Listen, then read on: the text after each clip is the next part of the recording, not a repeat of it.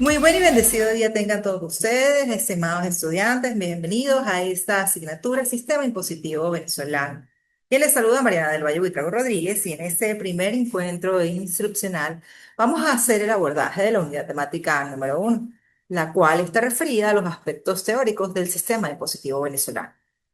Y para esto me voy a permitir presentarles el contenido de la unidad.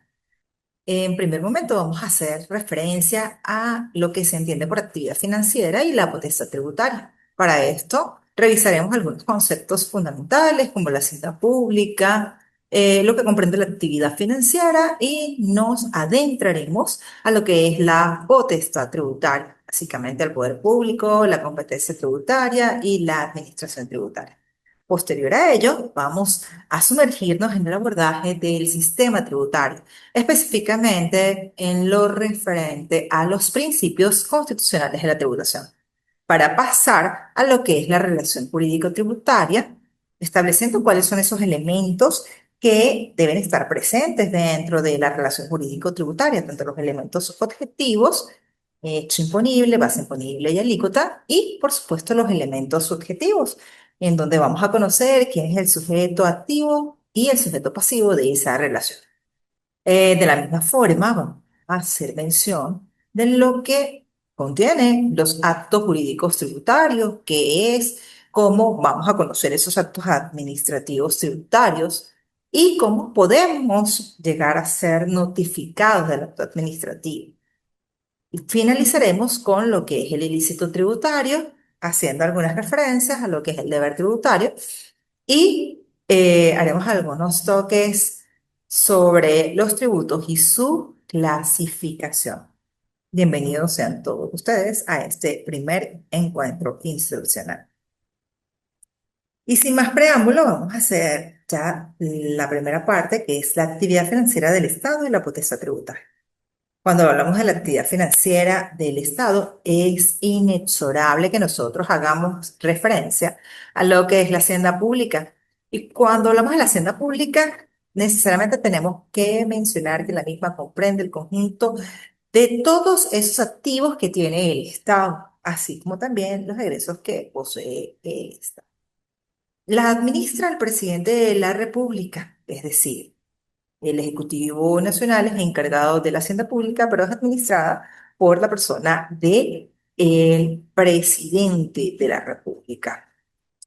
¿Cómo hace el presidente para poder administrar la hacienda pública? Bueno, él a través de el conjunto de leyes que se llaman Ley de Presupuesto Nacional establece cuáles son los gastos que tiene durante un periodo anual y allí va a establecer cuáles son esos egresos que se están presupuestando para un periodo económico de un año. Vale decir, si nosotros estamos iniciando el año 2025, a finalizar el año 2024, el Ejecutivo Nacional prepara la ley del presupuesto a través de toda la información que ha recopilado de todos los entes, de los institutos, de los organismos que son dependientes de la administración pública y hacen específicamente lo que es el presupuesto nacional y lo presentan ante la Asamblea Nacional los 5 primeros días.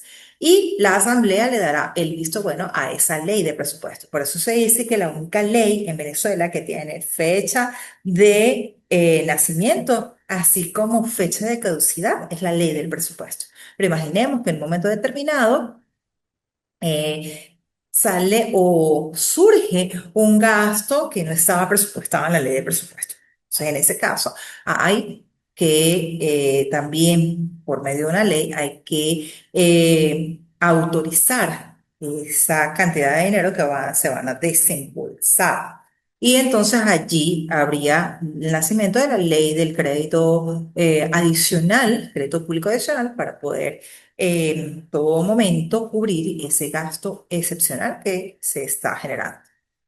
¿Qué comprende la hacienda pública? Bueno, la hacienda pública como institución o como ente comprende una serie de actuaciones o mecanismos que se llevan a cabo a través de la actividad financiera. ¿Por qué? Porque el Estado, en cabeza del presidente de la República, lo primordial que tiene que hacer es considerar el conjunto de necesidades públicas existentes en el país. Hablamos de necesidad pública, de una carencia que tiene no solo una colectividad, sino el colectivo en general. Y esta necesidad pública puede ser superada o puede ser satisfecha a través del servicio público. Y este servicio público puede ser dado bien por el ente que el Estado ha creado para ello o a través de los entes descentralizados que haya dispuesto. Ejemplo de esto, tenemos los peajes que van a permitir recoger una cantidad de dinero para dar un servicio a el público en general, a todas aquellas personas que dispongan pasar por ese tramo de vialidad. Y si se llega a presentar algún problema, como algún derrumbe en la vía, estos entes deben estar atentos para quitar cualquier escombro que se pueda presentar.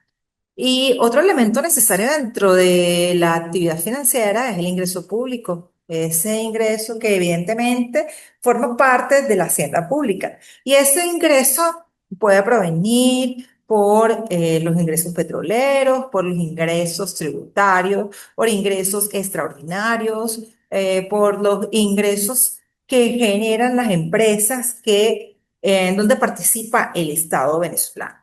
Y finalmente, como bien lo señala el doctor Héctor Villegas, también está el gasto público, que son todos esos egresos que han sido presupuestados y que evidentemente forman parte de esa actividad financiera. Esto es como un andamiaje, una estructura bien compilada en donde una cosa es el correlativo de la otra. No puede haber gasto público si no existe una verdadera necesidad pública o si no se presta un servicio público, pero también debe existir ese ingreso. Habiendo entonces hecho algunas reflexiones sobre la actividad financiera del Estado y la hacienda pública, ahora a abordar el punto de la potestad tributaria. La potestad tributaria no es otra cosa que ese poder que tiene el Estado para crear, para exigir, para recaudar de manera coercitiva impuestos, tasas y contribuciones. Y hablamos de varias características que emergen de este concepto de potestad tributaria. La primera de ellas es que, evidentemente, el sujeto que la posee es el Estado. El Estado tiene ese poder de imperio.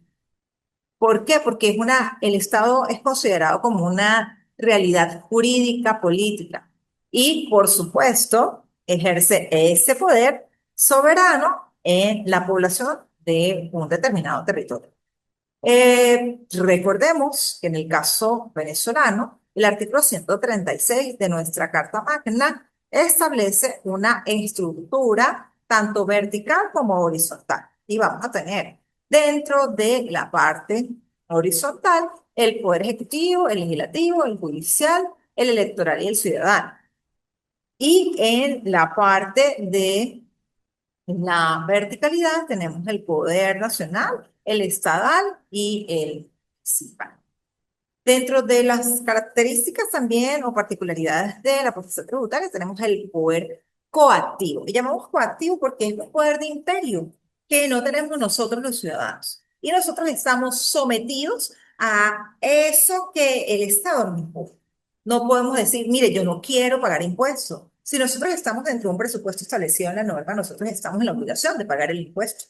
En consecuencia, el Estado nos impone el actuar siempre y cuando esté supeditado a lo establecido en las leyes. No es que por arbitrariedad o por discreción el Estado nos va a decir qué es lo que tenemos, qué es lo que tenemos que hacer. Por eso es que el poder coactivo siempre va a estar supeditado a la supremacía constitucional. Hay algunos autores, como el doctor Fraga Pitaluga, que establecen que las leyes de carácter tributario son todas aquellas que van a estar subordinadas a la Constitución de la República. y que tienen que ser interpretadas a la luz de ella, pero que además de esto son las que le ponen el freno y contrafreno a las actuaciones de la administración pública, puesto que en caso de que haya una extralimitación de lo establecido en la norma, debe señalarse que esas actuaciones quedan totalmente nulas porque pueden atentar contra alguna garantía de la Constitución. De seguida vamos a abordar el segundo punto, que es el referente a los principios constitucionales de la tributación.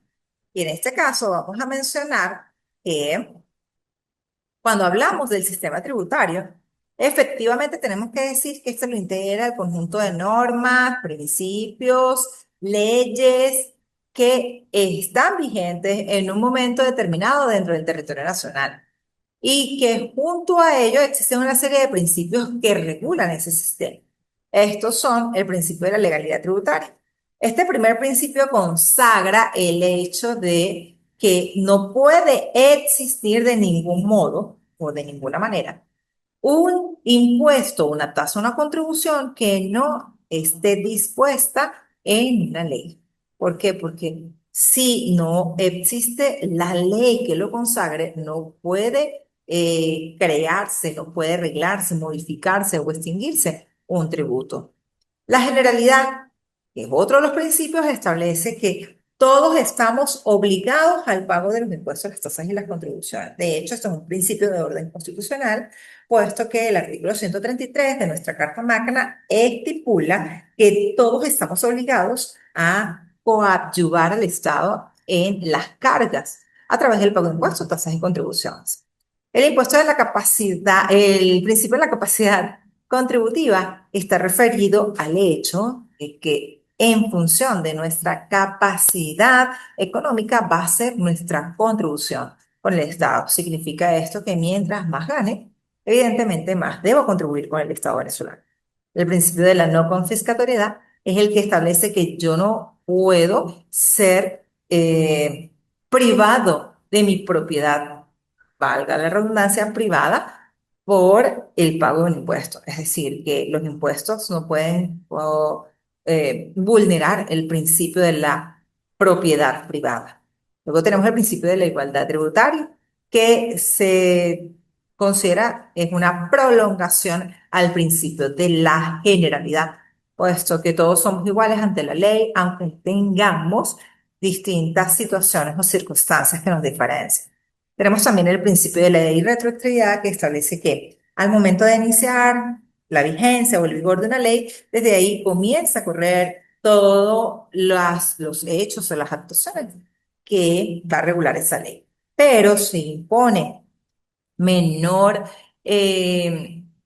pena o menor sanción para un contribuyente y el hecho imponible se ha suscitado con el imperio de la ley anterior, pues queda en vigencia la ley anterior. Esa es la única excepción a esta norma. Luego tenemos el principio de la justicia, en el que todos estamos obligados a actuar bajo los cánones de la justicia en materia tributaria. Y la pecuniariedad, que todos los impuestos, las tasas y las contribuciones, es decir, todos lo que llamamos tributos, debe tener un carácter pecuniario y no de la prestación de un servicio de forma personal. Si hablamos de la relación y de la obligación jurídica tributaria, es menester mencionando que se entiende como relación jurídico-tributaria. La relación jurídico-tributaria es aquel vínculo que se crea entre el Estado y el administrado. ¿Y esto por qué? Porque el Estado, a través de la administración tributaria, establece cuáles son esos supuestos o presupuestos o hechos que hacen nacer la obligación. Y cuando esto ocurre, se va a generar una relación jurídica entre la administración y el administrado. Ejemplo de esto. Hay un impuesto que todos nosotros conocemos, que es el impuesto al valor agregado. Y este se genera cuando nosotros hemos comprado algún bien de carácter mueble. Imaginemos que el día de hoy nosotros vamos al supermercado y compramos un detergente para lavar ropa. Ese detergente tiene un valor de 100 bolívares. pero el impuesto que lograba, que es el IVA, tiene una alícuota del 16%. Cuando nosotros efectivamente materializamos la acción, vamos y compramos el detergente y vamos a la caja, no vamos a pagar solamente los 100 bolívares, sino adicional se nos va a sumar la alícuota, que es el porcentaje de la cuota aplicable a la base imponible. La base imponible va a ser el total del monto del valor de ese detergente. Es decir, que cuando se genera el hecho que es la compra de ese bien de carácter inmueble, se va a considerar la base imponible, que es el monto o la cuantía sobre la cual se va a aplicar el porcentaje de la alícuota, y allí, pues evidentemente, estamos dentro de lo que sería la relación jurídico-tributaria que hace nacer la obligación.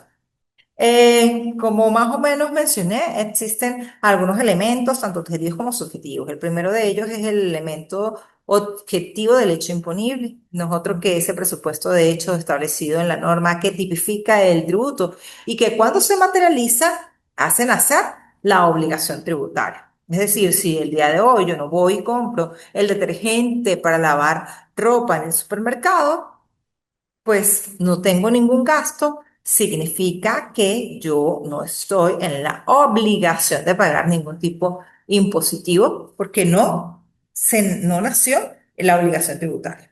Luego tenemos la base imponible, que no es otra que el monto, la cantidad sobre la cual se calcula el importe de determinado impuesto. En este caso estaremos haciendo la reflexión del valor del bien mueble al cual hemos referido el ejemplo, que serían 100 bolívares. Y la alícuota, que es el porcentaje o la cuota aplicable que debe pagar el obligado por el impuesto que se le aplica al bien. En este caso estamos hablando del 16%. Y los sujetos, tenemos el sujeto activo, tenemos el sujeto pasivo. Cuando hablamos del sujeto activo, está representado por el Estado y este a su vez por la administración tributaria.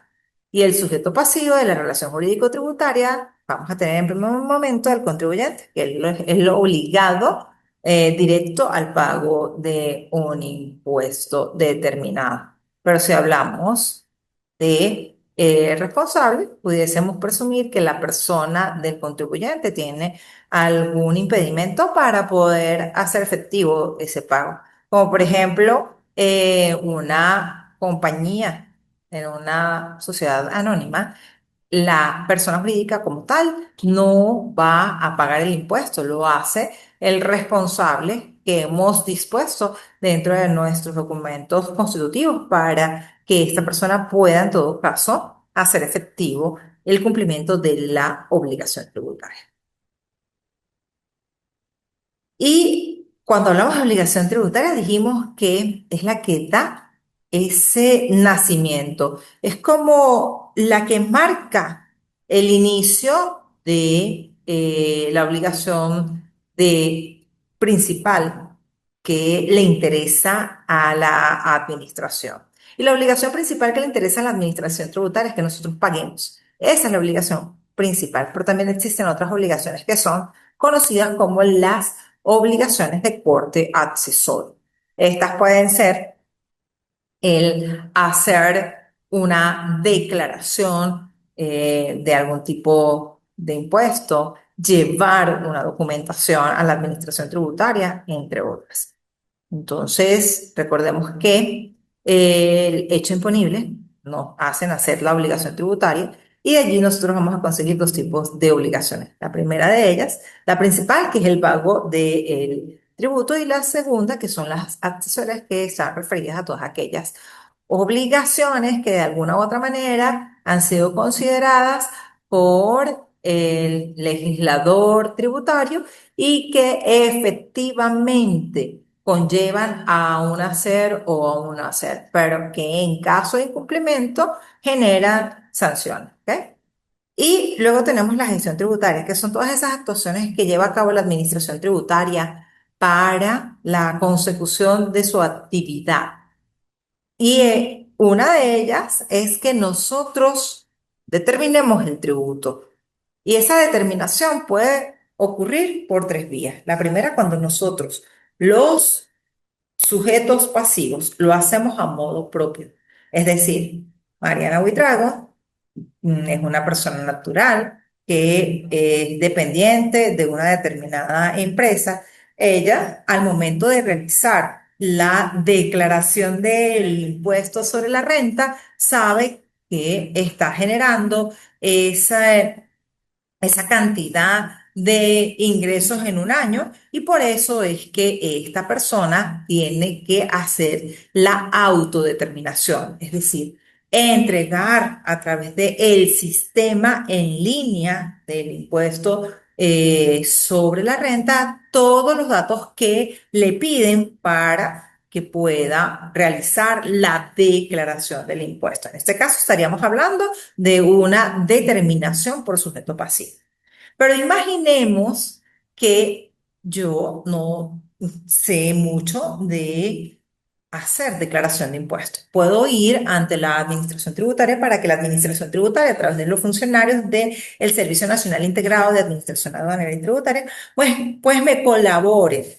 Y en este caso, allí sería una determinación de carácter mixto, porque yo estoy aportando los datos referentes, como por ejemplo a las facturas que he tenido que pagar durante el año y están referidas a la colegiatura de mis hijos menores de 18 años o al pago de alquiler de mi vivienda o por el pago de seguros de HCM o por el pago de servicios de odontología. Todos, evidentemente, estando soportados en facturas que cumplan con las exigencias de la ley del IVA, de su reglamento y de las providencias administrativas que ha dictado el SENAT a tal efecto.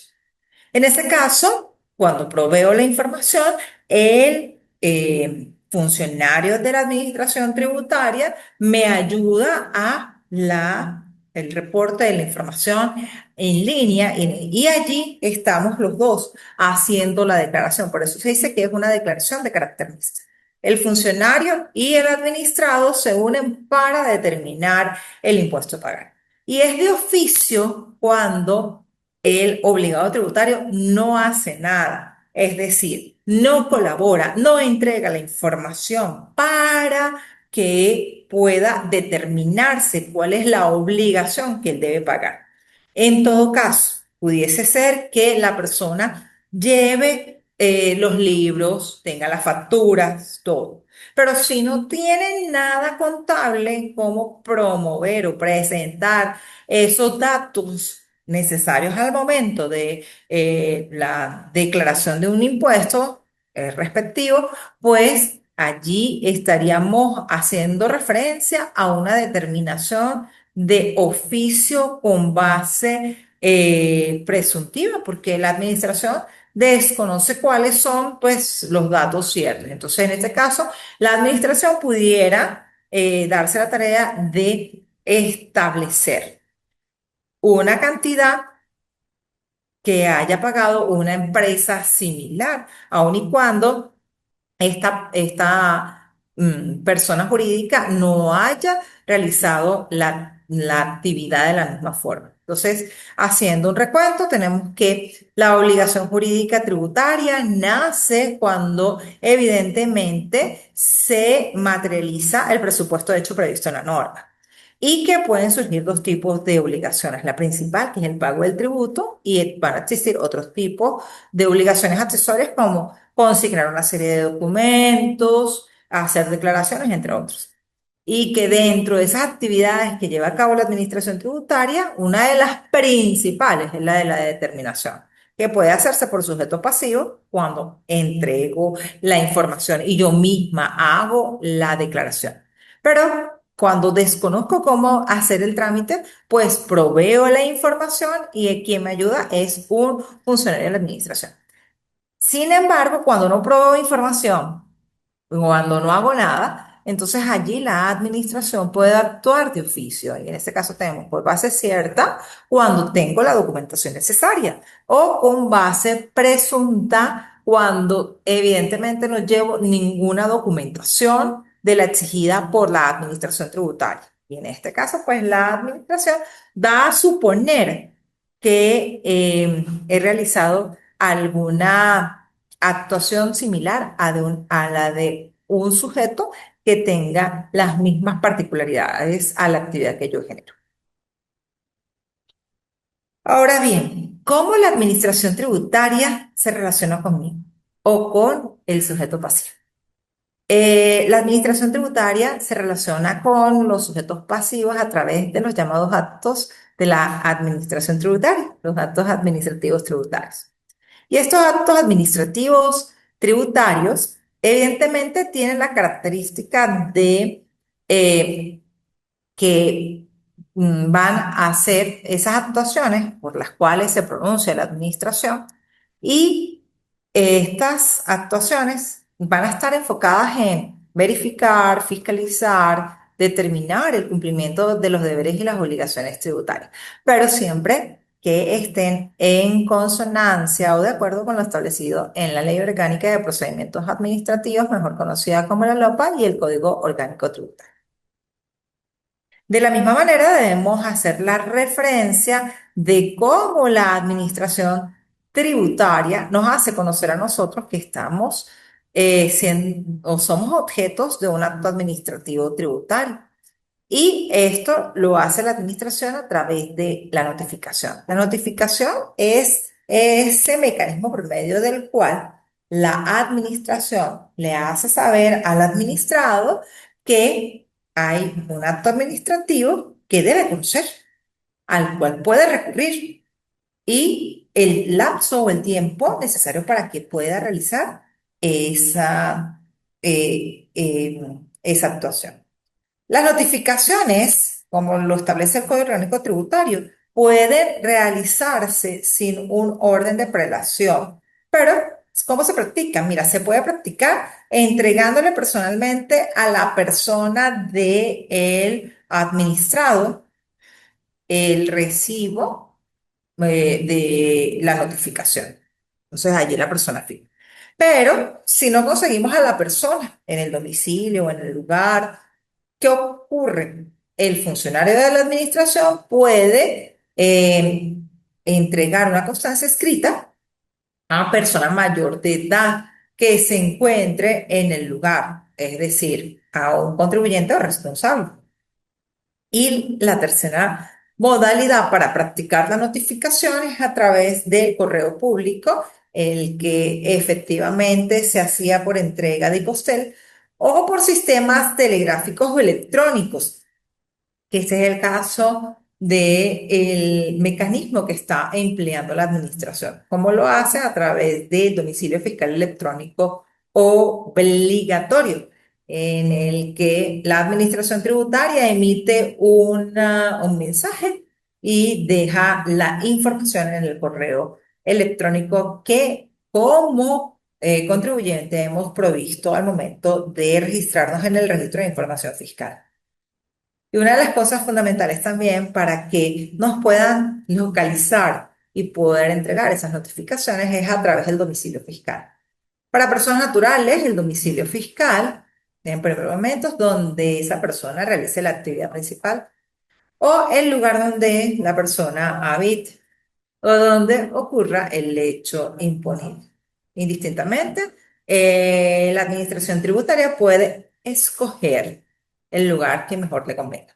Para las personas jurídicas, la cosa es algo distinta. Allí vamos a tener que revisar dentro de los estatutos sociales de la empresa cuál es el domicilio de su representante. De allí la administración tributaria va a llevar las notificaciones. O si no hay un domicilio de su representante, el lugar situado en Venezuela en el que se desarrolla la actividad de negocio o explotación. Pero a partir del año 2001, se ha venido manejando dentro de la esfera del derecho tributario la figura del domicilio electrónico.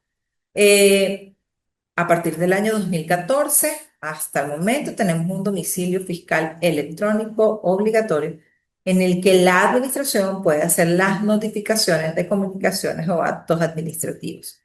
Este domicilio debe, como lo establece el artículo 34 del Código Orgánico Tributario, debe estar reglado o debe estar reglamentado para poder perfeccionar algunos elementos de cómo alertar o cómo establecer el mecanismo de seguridad para respetar el derecho a la defensa y el debido proceso que tiene efectivamente el administrado. Sin embargo, desde el año 2014 hasta la fecha no ha habido algún pronunciamiento por parte de la Administración Tributaria sobre esa reglamentación de las formalidades relativas al domicilio fiscal electrónico obligatorio. Deberes e ilícitos tributarios. Cuando hablamos de los deberes, tenemos que mencionar que es algo que nosotros estamos obligados a hacer.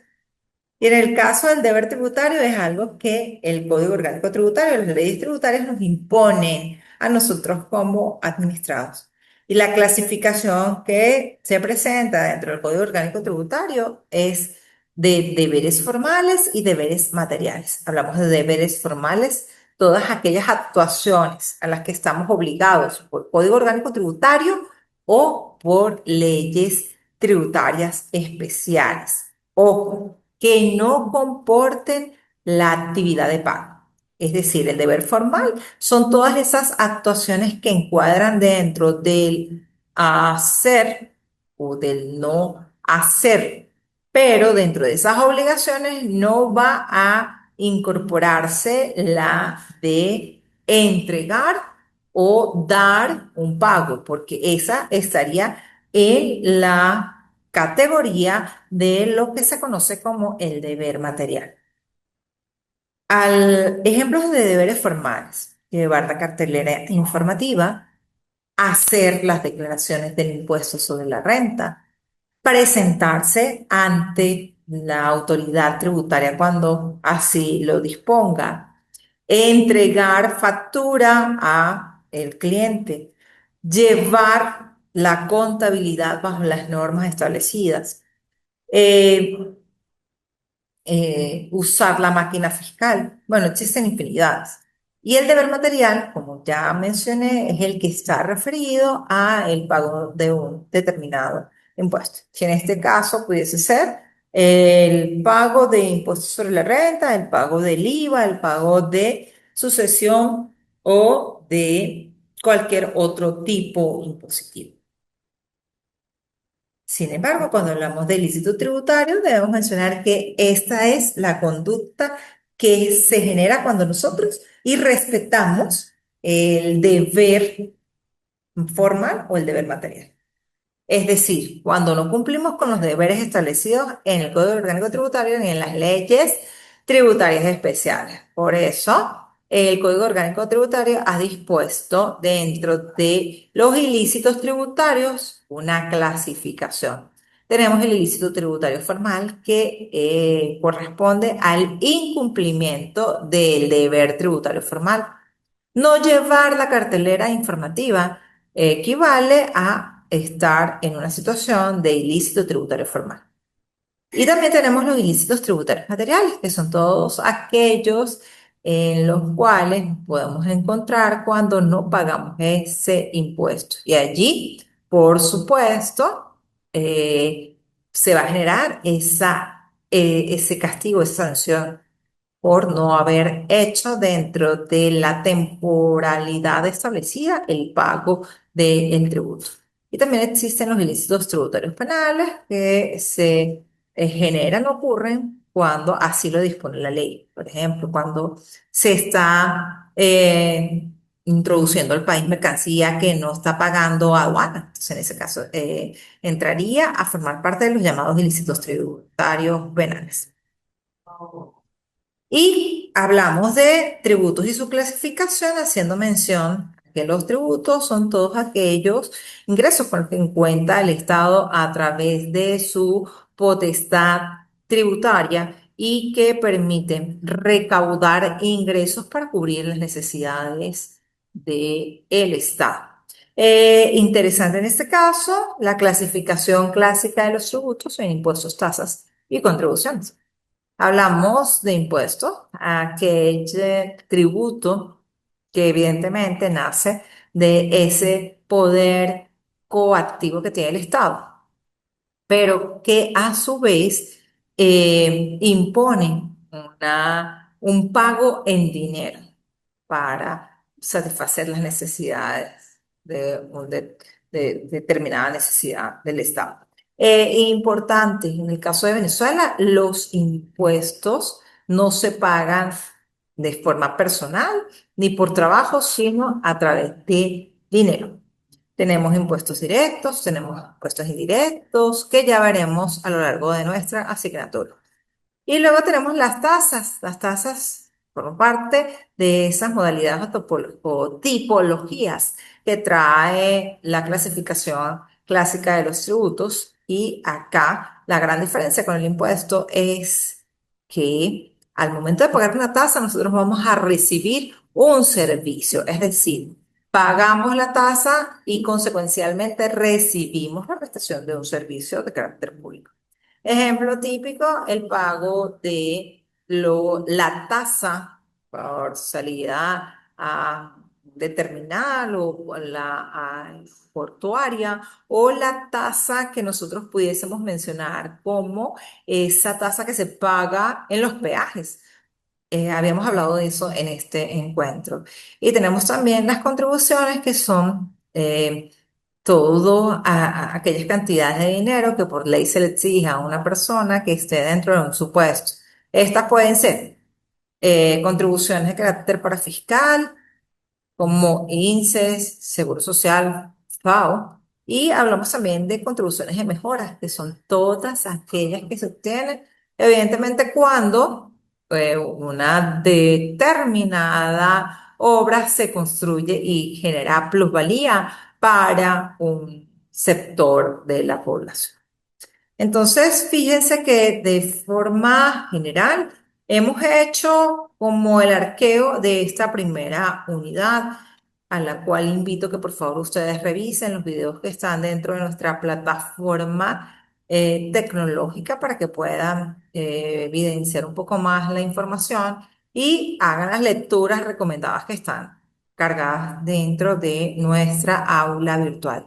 De la misma manera, les recuerdo que tenemos el periodo de evaluación y que la primera evaluación que está latente tiene una ponderación del 30%.